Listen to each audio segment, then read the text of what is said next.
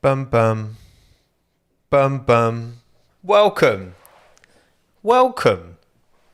to the live stream. Today we will talk all about round 2 of the 2022 Formula 1 season. Welcome everyone. Welcome.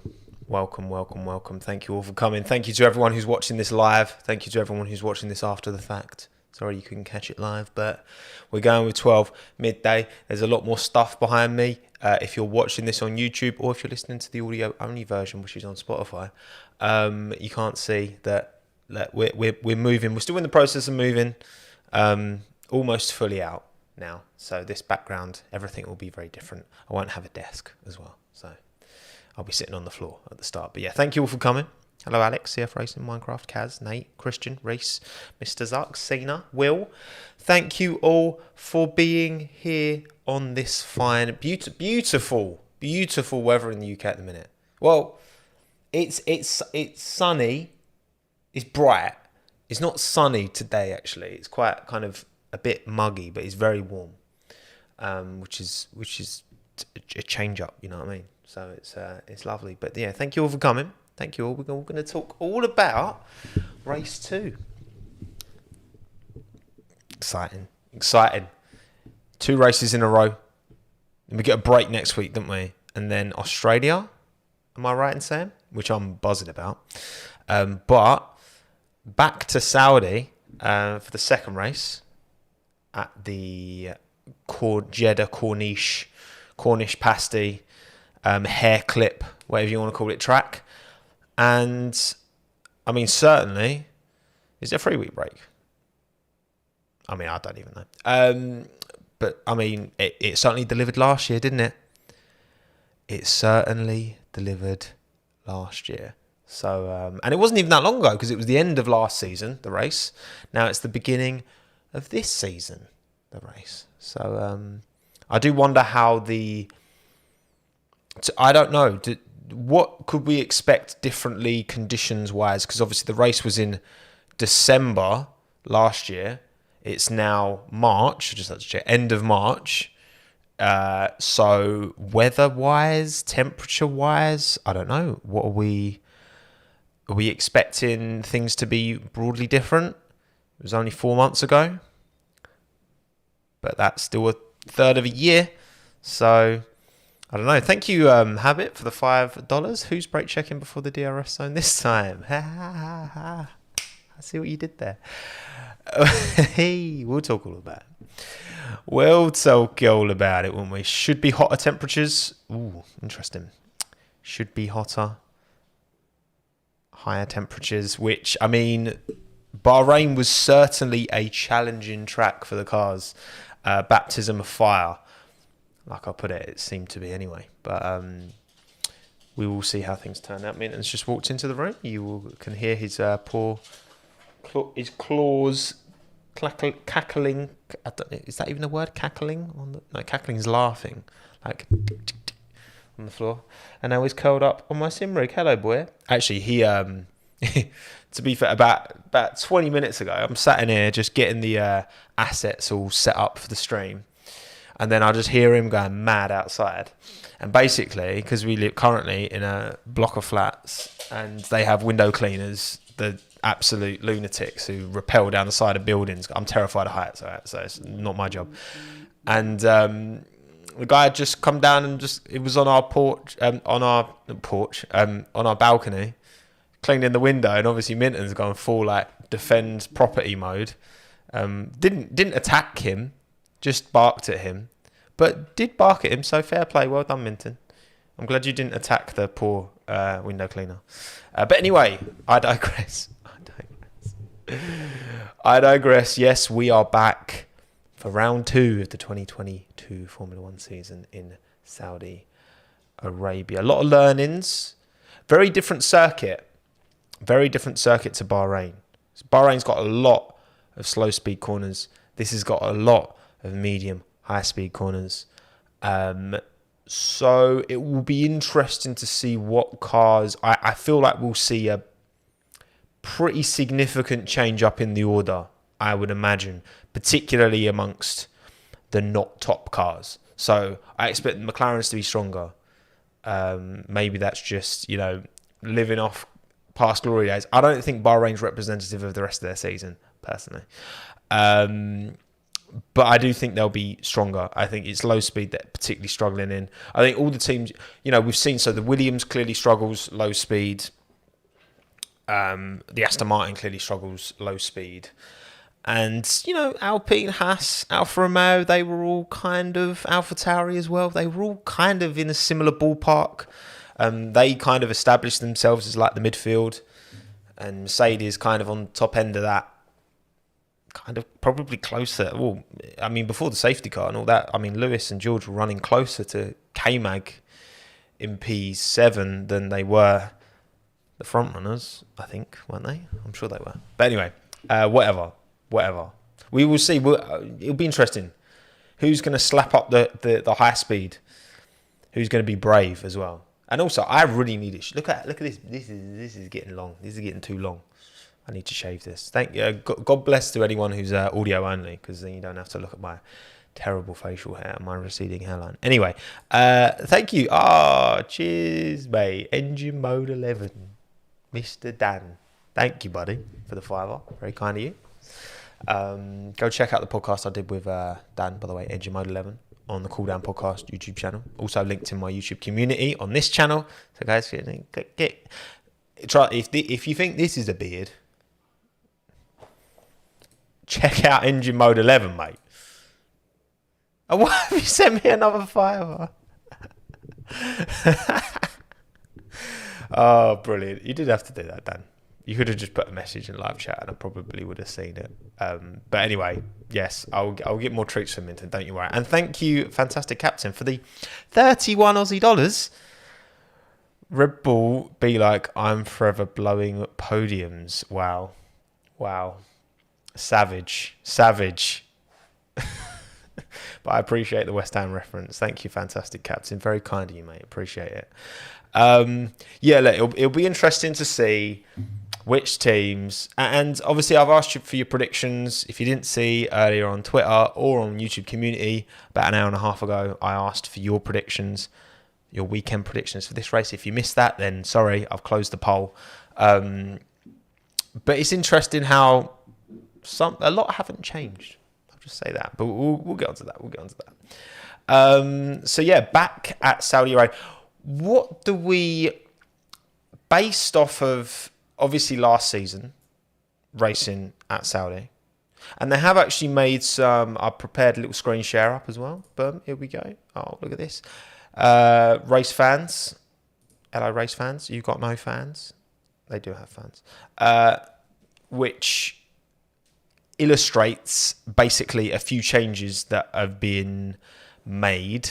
That's not illustrates, but there's been some minor changes. So no changes to the free DRS zones, but there is something here. That's all the same. That been turn 27, the only one on the circuit that's been modified. The corner where Max Crashtappen, whatever you want to call him, bottled it at the end of that incredible lap. Could have been, but was not. So it's been slightly widened. But the official track length is sitting around the same. There's not really, other than that. What are the other? Are there any other changes? Not as far as I'm aware. Obviously, there was a lot of feedback from drivers after the last race. Suggestion kind of changes. You obviously had that big pile up where was it Perez and Leclerc came together, which then the chain reaction was bloody who was it? Mazepin flew one up the rear end of George Russell at quite a rate of knots, which, I mean, that's certainly a quote out of context, isn't it? But it's what happened. It was Mazepin who went to the back of Russell, wasn't it? Yeah, because why would Russell have been behind Mazepin? So that was a bit sketch. There were a few kind of sketchy accidents. I mean, look, it's a high-speed track and it's a street circuit, which means minimal runoff. Obviously, you know, these cars are a bit safer these days as well, hence why they're a bit fatter. They're carrying a bit more weight. They're still big cars, so there's still a lot of material separating the driver from any impending impact. You know what I mean? So we'll see. I mean, again, these cars, I wouldn't be surprised if we get lap times quicker than last year because these cars are so quick in high and medium speed. There's not too many slow speed corners, so it'll be interesting to see. Again, that final corner I think will trip up a few people, not just Max. I think given how these cars are going to be dialed, you know, they're ground effect focused. They're going to be, you know, the wings, you'd expect wings to be pretty low to maximize straight line speed on this kind of circuit. That makes the, you know, of course there are slow speed corners, especially, you know, turn one and the final turn are very slow speed corners. So that's kind of interesting. You've got like 2 slow speed corners there, and then the rest of the entire track pretty much is medium high speed. It's a pretty interesting prospect because, again, they're the two kind of the final and the first corner are almost the most important corners on the track, yet they're the 2 slow speed ones, which these cars are really going to struggle to get around without having an incident.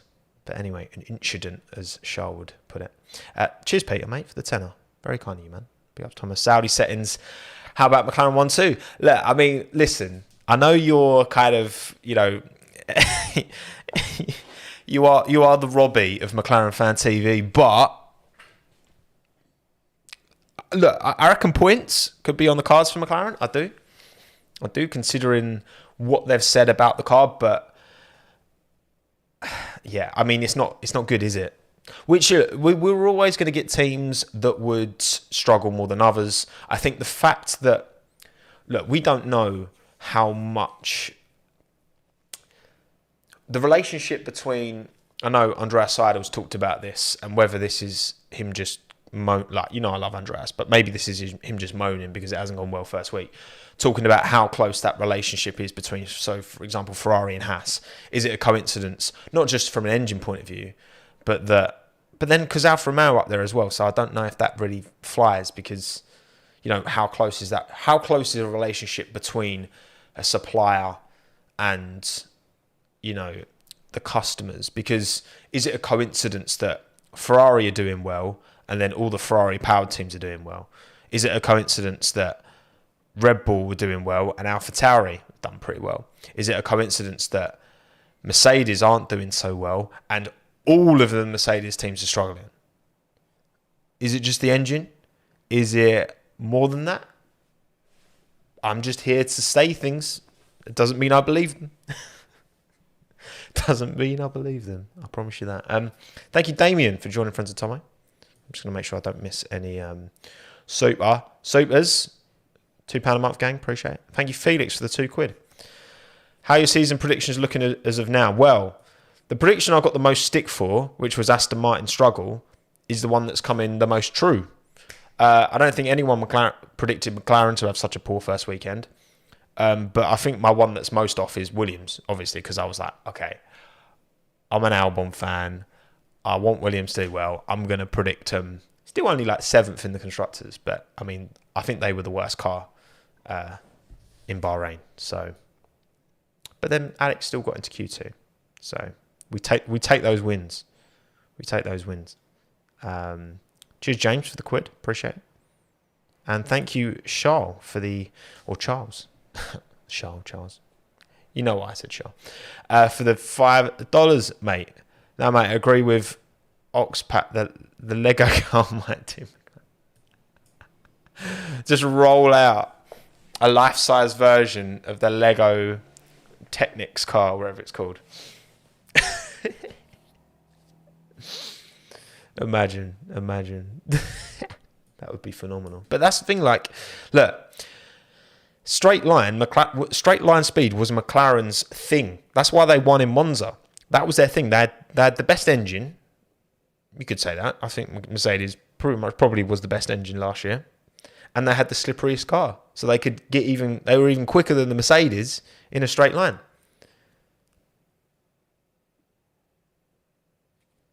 Maybe that's the route there, because slow speed Bahrain doesn't work. Maybe Saudi could be good. Cheers, James, again for the tours he does. Red Bull straight line speed and advantage in Saudi. I mean, again, when we talk about Red Bull straight line speed, yes, obviously the closing speed we saw Max to Charles was significant, but that's a combination of obviously battery deployment, DRS. I think there was quite strong wind. So from my understanding, don't quote me on this, when there's quite strong winds in certain directions, that can amplify the power of DRS, which would make sense. In which direction? I don't know. Headwind, tailwind. I'm not an aerodynamicist, okay? But I'm just saying. Because it was windy, I can imagine how that would magnify the power of DRS. But yeah, Charles nailed it, didn't he? He played that exactly how he needed to. He had the confidence that he'd get back past by turn 4. And he did. He smashed it. But anyway, back to Saudi Arabia. Obviously, last time out was it a controversial race? There's kind of a bit controversial. Obviously, Lewis Hamilton took the win in the end. Again, qualifying, Max probably should have put it on pole. He was a good 3-4 tenths up, wasn't he? Before the crash, before the incident. And obviously Lewis put it on par, and it was a mad race. Shout out Esteban Ocon almost making the podium. So sad. I was so sad about that. But yeah, quali Max almost slapped it up, but didn't. There was obviously a lot of concern going into the race, wasn't there, that the car might be broken. He might have to take a penalty.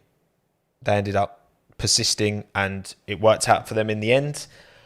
It was it was a mad race. There was some desperate lunges from Max. Okay, going into turn 1. That was that one in particular, which then he tried to hand the position back. Lewis didn't want to pass before DRS, and then brake check gate begins. So it certainly wasn't a race short of controversy. There was that mad Sonoda pass around the outside of Charles Leclerc into the long left-hander, the banked corner. That was vibes. I enjoyed that. Actually, the race, to be fair, Saudi last year was pretty calm until Mick Schumacher crashed on that. Was it turn 20 something? What's the really sus kind of left right-hander which goes under the hotel in the game, at least? I don't think the hotel was complete when we went there last time. Whatever that turn is, where Mick crashed, that's where it all kind of kicked off. Then you had the restart, then you had another crash, then you had another restart, and it was all a bit... but look, it's a street circuit, and part of the characteristics of a street circuit is if there's a big shunt, then you're probably getting a red flag. Oh yeah, because you had it was safety car first, wasn't it, for Mick? So then Lewis pitted, but then it was red flag, so then Max got a free tyre change. So yeah, it's one of them that, look, last time we were in Saudi, Lewis in the Mercedes was clear on race pace for sure. Like, Max was fortunate with a pit stop. He had to make some, like, a desperate lunge to keep ahead into turn 1, which was he clearly had to give the position back, just like in Brazil. Okay, let's not get into that, or Bahrain. But at the same time, it was like, I mean, it was certainly an interesting race from a kind of neutral perspective. And what happened. It was mad. I don't... Would I be foolish enough to say that I don't expect it to be as controversial as this? I don't think it could be as controversial as last time, because the thing with last time, it was the penultimate race. So obviously everything was a lot more heightened. Moves were obviously going to be more desperate. Like, I don't know if you saw Jolyon Palmer's breakdown of the Leclerc-Verstappen battle from last weekend. And you know when Leclerc got passed into turn 4 and just got his car ahead and then kind of jinked ahead of Verstappen to then take the corner. Palmer was like, he was surprised that Max hadn't just lunged it up the inside, because those are the kind of things he was doing last year, where he'd kind of be behind and then he'd just carry the speed. Now, obviously, is it because it's the first race of the season? Is it because there's been words behind the scenes like, Max, you're going to get punished like if you carry on pulling those kind of moves? Maybe.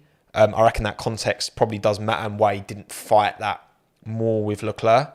So I see where Palmer's coming from, but I reckon it makes sense that Max isn't going to go full, kamikaze mode, sending it like he did at times last year, so not this early on in the season, because it's important to just get a solid start. Unfortunately for him, the cards broke down anyway, so it didn't matter in the end. Thank you, Burn, for the $4.99. All Merc power unit teams are denying it's an engine problem. Do you think they're bluffing? No, I don't necessarily, because what? Mercedes powered teams, so you've got Williams, who, look, they've not had the most, they've been all over the place in terms of like ownership and all of that, like for time now. So I'm not surprised that they're struggling. Aston Martin, again, I think there's a lot of change going on at that team. Those teams haven't seemed particularly settled. I know, obviously, you can make the same argument of Haas, but also Haas wrote off the entire of last year, and they've got a much closer relationship with Ferrari now, who are clearly on the up. It's difficult. It's very easy to draw parallels and be like, oh, well, because Mercedes are struggling, all the Mercedes teams are struggling, there must be a direct link there. And there probably is to some extent, but I don't think it's some like massive conspiracy theory. You know what I mean? So, but who knows? Maybe I'm wrong. Maybe I'm talking at my rear end, which wouldn't be for the first time. So there you go. But yeah, Lewis won last year pretty comfortably. Obviously, Mercedes not where they were relative performance-wise, but I think the consensus seems to be that, once they nail a setup, once they learn a little bit more about the fundamental, it's interesting, because obviously if their fundamental philosophy is flawed, what do? Because they're not saying it is, but then if it was, would they say no? They wouldn't say it is. And it's very different. Their philosophies, it feels like the Red Bull philosophy and the Ferrari are much closer. The Mercedes is very different. And is it fundamentally flawed? Perhaps. Again, if it was, the team they're not going to come out and say it, are they? Like, come on, they're going to keep that close to their chest. They're going to try what they can to make this work. And this is the thing as well. We addressed this last time I did a live, and it was like, if you get if your platform's fundamentally broken, dodgy, right? And you're like, okay, we're gonna have to rip this up. We're gonna have to do a Ferrari clone, okay, for example.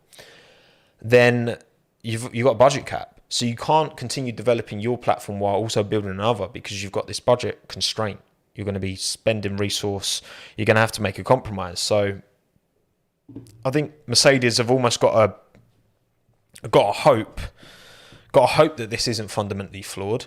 And if it is, then you've almost got to be like, if you get halfway through the season and the Mercedes is still half a second off, it's almost like, we might have to write this season off, start again 22, and put all resource into this Spec B car, because you can't just throw money at the problem anymore, which is a good thing, but it also kind of punishes you more if you do cock it up. Which, look, a sport ultimately, that isn't necessarily a bad thing. Thank you, Rohit, for the 10 Canadian. Do you think Max raced Charles more cleanly and fairly than they were used to seeing him race Lewis? Yeah, no, I do, because I think, again,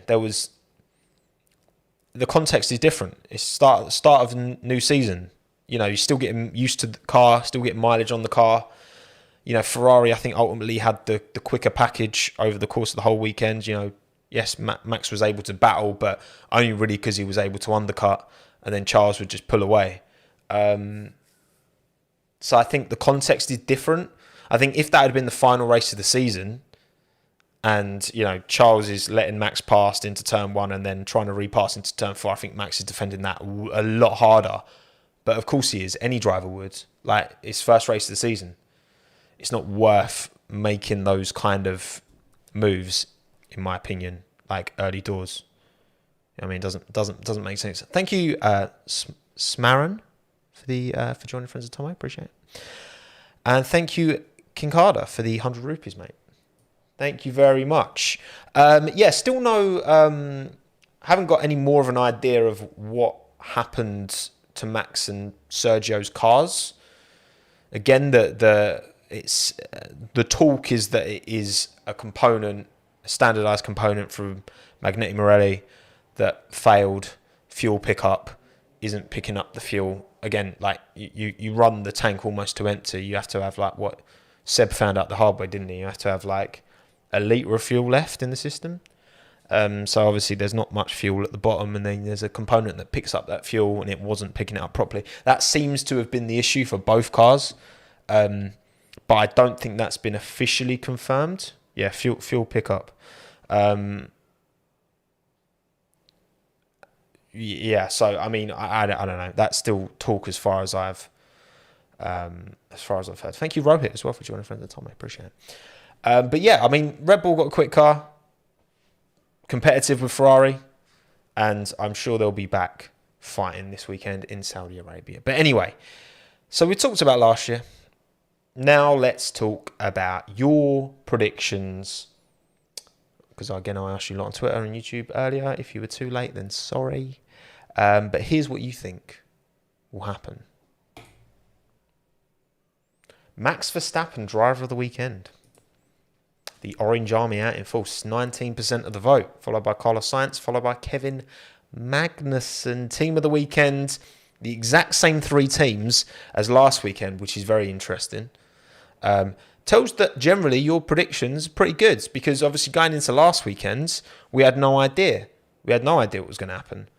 And the team of the weekend, the driver of the weekend, and the race winner, in terms of the names, are all pretty much exactly the same. When I was changing the graphics, I was like, oh, sick. I don't really have to change the names. I can just change the numbers. So well done, everyone. Well done. But you got to remember, it's a very different track to Bahrain. Very different track. So to expect it to go the same as... Window cleaner's back. Minut's going to start barking in a minute. Where is Minute, by the way? I'm not sure where it is. To expect it to go the same as last weekend... I don't know. Again, I suppose it could be anyone. The teams with poor low-speed performance were really punished in Bahrain, but remains to be seen. Return of Hambot. Look, Bottas. If Bottas hadn't fallen back at the start of the race last weekend, he would have finished ahead of K-Mag, probably. He would have. I'm sure he would have. And I reckon he would have been pretty close to Mercedes. I do. I really do. I don't see why not. But yeah, so team of the weekend, same name as Ferrari, Red Bull, Haas. Race winner, Verstappen, 49% of the vote. So there you go. Only 25% of the vote for Charles and 18% for Carlos. And then struggle of the weekend, Ricciardo leads the way again, 24% of the vote, even though he finished ahead of Norris. But then they were just testing, I think, by the end of the race, weren't they, McLaren? Lance Stroll finds his way into there with 13% of the vote. Lando Norris, 10%. No Nicholas Latifi. Interesting. And obviously still no word on Sebastian, whether he'll be back in the seat. Apparently he's still testing positive, which doesn't look positive for his chances to race. I guess he'll have to have another test tomorrow morning, and then if he's positive, then it'll be Nico's car for the weekend, I imagine. Because I guess if you're gonna, if Seb's fine for Sunday, I think for Aston Martin, and I don't know. I do wonder, like, if Seb is clear to race on Sunday but can't do FP1, 2 or 3 or quali, how does that work? If Hulkenberg qualies, then does he have to race? I don't really, I don't know. Is that kind of unprecedented? Like, could Hulkenberg set the quali lap and then Vettel race it from wherever Nico started it? Or does the same driver have to? Everyone's saying yes. There you go. We'll see.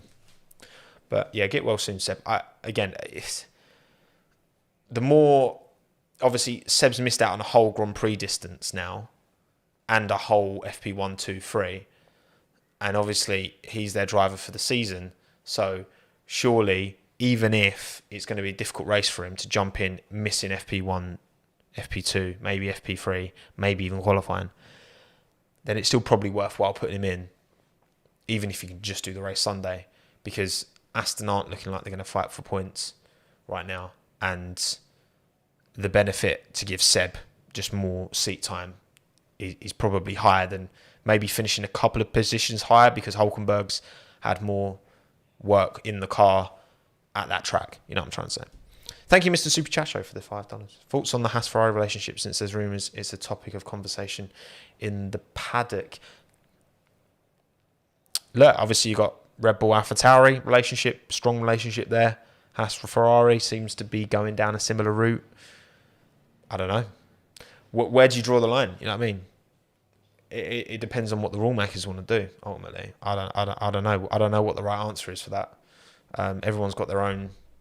You know, as long as it's, you can't have like two teams working towards one car. Yeah, that's the main thing.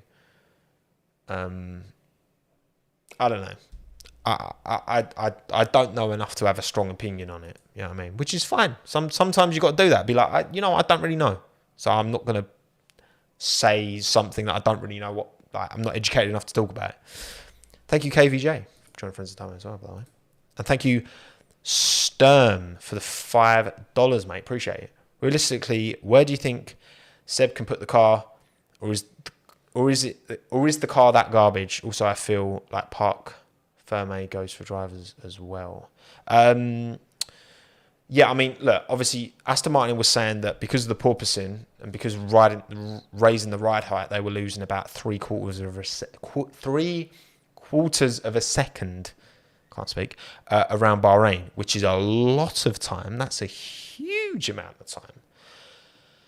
So obviously, once they remedy the porpoising, maybe they're in a better... The thing is, McLaren don't really have a porpoising problem. They were saying, like, the car feels settled. It feels okay. It's just not got enough grip. It's not got enough downforce. Problem is for McLaren, if they try and add grip and add downforce, mechanical, aero, whatever, then that might upset the balance of the car, which is pretty good. It's just slow. So, I mean, you can have an edgy car that is quick, or you can have a stable car that's slow. You know what I mean? Just because something's stable doesn't mean it's quick, ultimately. Thank you, Sawyer, for the 40 rupees. Appreciate it. And thank you, Michael, for joining Friends of Tommo. So, yeah, struggle of the weekend, Ricciardo, Stroll, Norris. Not too high expectations from McLaren. I think McLaren will be okay. The thing is, we don't really know. I haven't looked at the data. Maybe you could take some learnings from Bahrain looking at the middle sector. So, like, does anyone know off the top of their head who was the worst performing team? Because Bahrain... Hang on, let's have a look.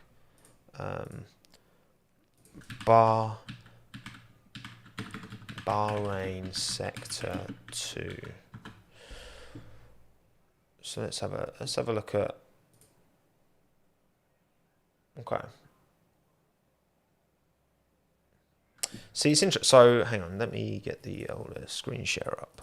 Boom. There we go.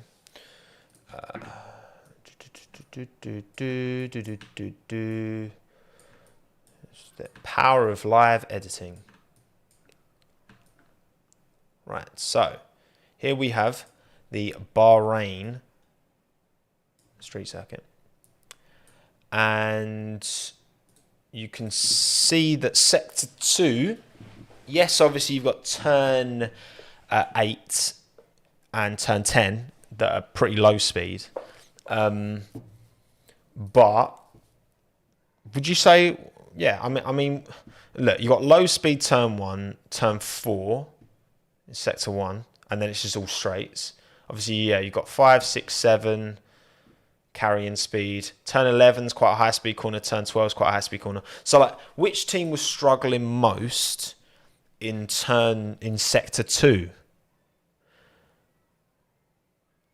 If we're going for any kind of logical approach to, because a lot of Saudi Arabia is like sector 2. But I thought McLaren were alright at sector 2. That was my impression, that they were okay sector 2, but it's just all those. But I don't know. Maybe I'm wrong. But I would say that this is the sector that kind of most closely was it Williams. Well, that's another terrible weekend for Williams then.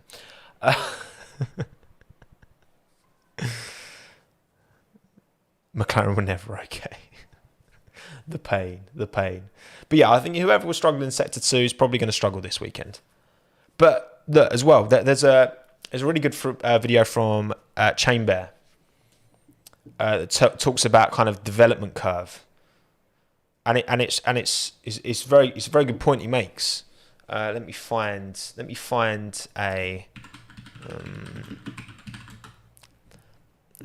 an example of the kind of curve.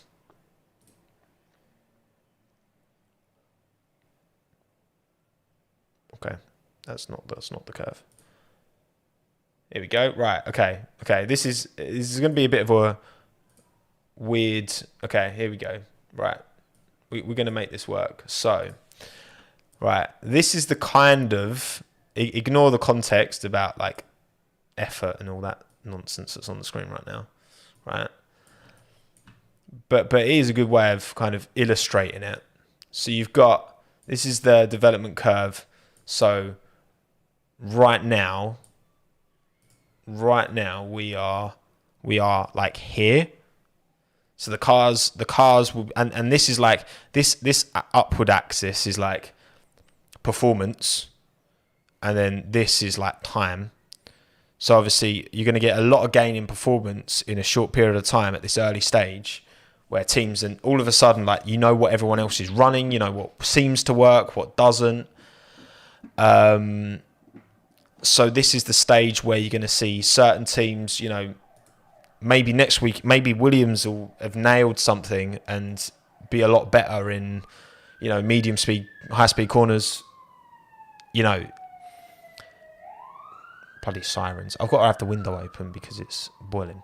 So we're going to see a lot of changes, and then obviously eventually it will kind of level out, and, you know, give it 3-4 seasons, teams will start to kind of chill out, you know what I mean? Like that the innovation, you can't continue to innovate at the levels you will at the start of a new regulation. Like in 3-4 years, I reckon a lot of the side pods will be broadly similar, because they will have worked out, okay, this fundamentally works. Does big side pods or little side pods work, or medium side pods? There'll probably be but then you'll still have room for, you know, right up until 2021, you had high rake versus low rake. It wasn't like one rake was the right way of doing it. You had certain advantages from high, certain advantages from low, wheelbases, all that stuff. So there's still going to be that space for innovation, but it just, you feel like we're here now, and there's a lot of big changes that are going to come. But watch Chainbear's video. He explains it really well. Big up Chainbear. I need to get him on the podcast at some point, don't I? Definitely. He's on my list of people to ask. But yeah, so I think we're kind of done, really. I mean, they're your predictions. I guess my predictions. Okay, so I'm gonna say driver of the weekend. I'm gonna go with Daniel Ricciardo. I am.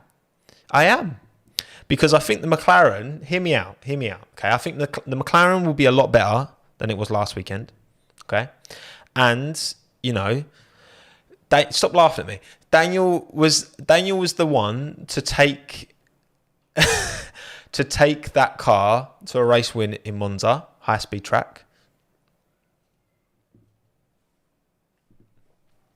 Listen. The only thing I've been drinking is pure water. Aqua, H2O. Exactly. Australian bias. So I'm saying Daniel Ricciardo drive the weekend. Deal with it. Come back to this when I'm right, okay? And look, all of you's laughing at me. I'll be like, yeah, you laughed at me. Or I'll be wrong. And then you can all print screen this and then send it to me when Daniel crashes turn 1 and qualifies 20th. We'll see. Team of the weekend, I'm going to say...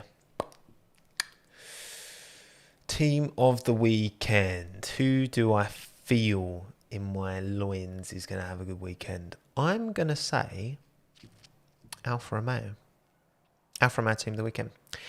If Valtteri, because, you know, as much as I know some of you think I hate Valtteri Bottas, you can go through my entire archive and you will never find one time that I've been like, Valtteri is a bad qualifier, okay? He's a very good qualifier. Very good qualifier. He can out-qualify arguably the greatest of all time. Statistically. You can out-qualify him on his day. Qualifying's never really been a fundamental issue for Valtteri over the course of his Mercedes tenure. But his starts, I mean, first race of this season and last season, his starts were terrible. Terrible. I'll call it as I see it. They were terrible. But I feel like he'll qualify. I think he'll get Q3. And then as long as he can get a good enough start, I reckon that he could battle with the Mercedes. Because I do wonder, right? The porpoising was an issue in Spain, long straight. Porpoising was an issue in Bahrain, it's a long straight. Porpoising at Saudi Arabia. Saudi Arabia's got the second longest straight. Am I right in saying that? After Spa, technically. Even though it's not really straight, but kind of is. But isn't. It's like full throttle. Is it second? Tell me. So I'm going to go Alfa Romeo team of the weekend. Joey Boy's second race. Obviously, yeah, both struggled off the launch. Oh, yeah, Baku. I forgot about Baku, man. What's wrong with me? How did I forget about Baku when it comes to straights? Idiot. But anyway, yeah, I'm going to say Alfa Romeo, team of the weekend. Race winner, I'm going to say Alex. I'm joking. I'm joking. I'm not saying anything.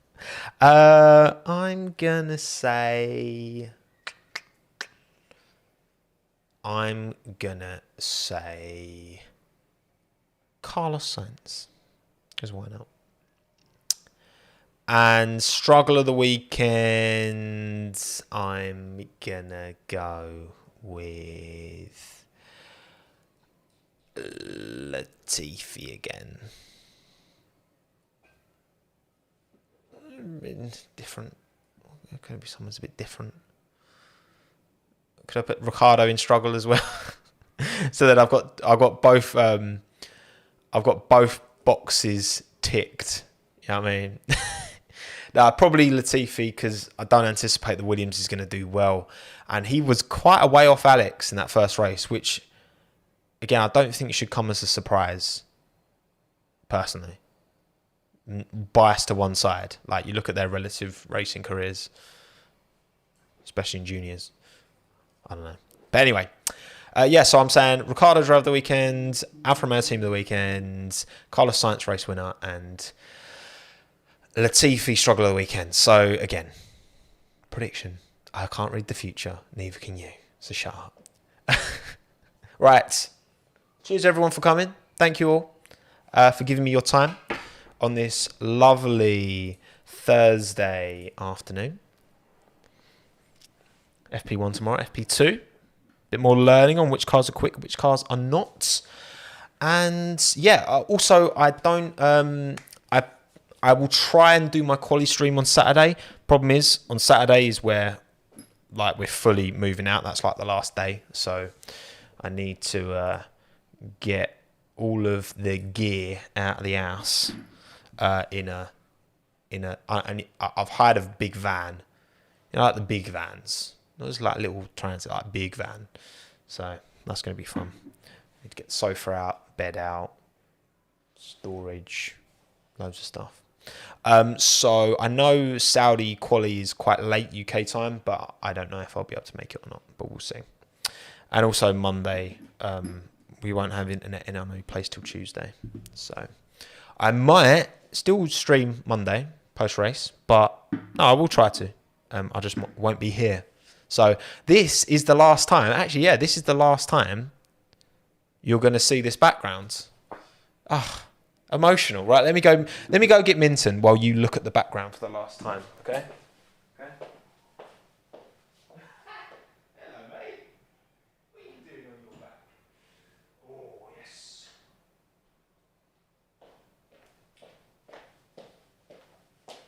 There you go. Oh. You'll probably see the.